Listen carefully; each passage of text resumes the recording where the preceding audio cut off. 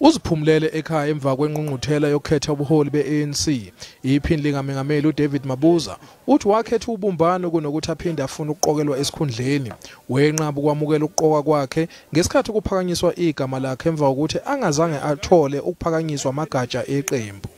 Probably to minimize contestation and to allow a bit of cohesion in the ANC. We don't just contest for our personal feelings. UMabuza nohola amabhizinisi kahulumeni uphinde waphawula ngezinkinga zamandla ogesi. So yes, the problem is going to be there for some time up until we invest in new generation capacity. There's no other way. Abaningi bamgxekile uMabuza ngokuthi uyiphini likaMengameli elingabonakali kodwa yena uMabuza uthi wanelisekile ngakwenzile. The best part was my participation in the South Sudan